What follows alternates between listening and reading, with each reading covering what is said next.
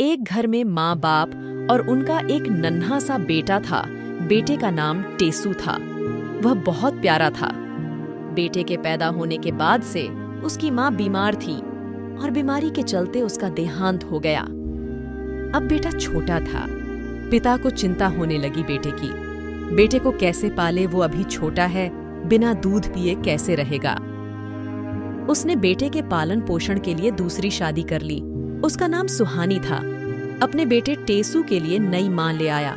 सुहानी का भी एक बेटा था। उसका नाम पिकू था। पर वो कहते ना, सौतेली तो सौतेली ही होती है। वो नन्हे बेटे टेसू को थोड़ा सा भी प्यार नहीं करती। अपने बेटे से ही प्यार करती, उसे ही दूध पिलाती और टेसू को दूध नहीं पिलाती और डांटती। सुहानी माँ टेसू को हमेशा उल्टा सीधा सुनाती रहती थी और कहती थी, तू अपनी माँ को पैदा होते ही खा गया, तेरी वजह से ही तेरी माँ मरी है। टेसू बेचारा उदास हो जाता, रोने लगता माँ को याद करके। पिता सोचता रहा कि मेरा बेटा अब खुश है अपनी नई माँ के साथ, क्योंकि सुहानी उसके सामने तो अच्छी बन के रहती थी। पर पिकू अपनी माँ की तरह नहीं था। वह टेसू से बहुत प्यार करता था, उसे अपना बड़ा भाई मानता था। जब सुहानी माँ चली जाती थी तब टेसू के लिए अपना दूध लेकर आता था छुपाकर। दोनों खुश रहते थे एक दूसरे के साथ। सुहानी उनको घर से बाहर नहीं जाने देती थी, क्योंकि वह अब भी छोटे थे।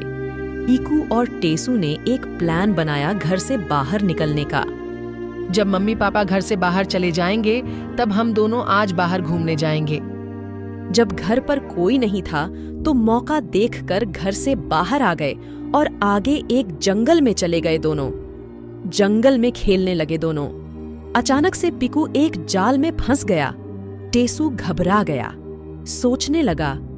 टेसू भागकर सुहानी माँ को बुलाने गया और माँ से कहने लगा, माँ, पिकू भैया एक जाल में फंस गया है, जल्दी चलो, नहीं तो कोई शिकारी आ जाएगा और भाई को मार देगा। सुहानी इतना सुनते ही दौड़ पड़ी जंगल में और पीकू को जाल से निकाल लिया।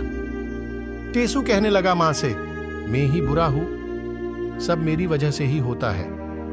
मैं पिकू को यहाँ नहीं लाता तो ऐसा नहीं होता। मेरी वजह से ही मेरी माँ मर गई। मैं ही नहीं रहूंगा तो किसी को कुछ नहीं होगा। मैं ही आप सबको छोड़कर चला जाता हूँ यहाँ से, कभी लौट कर नहीं आऊंगा।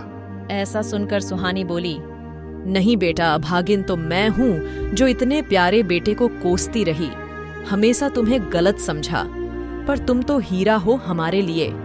आज तुम नहीं होते तो मुझे कभी इस बात का एहसास नहीं होता कि तुम हमें कितना प्यार करते हो।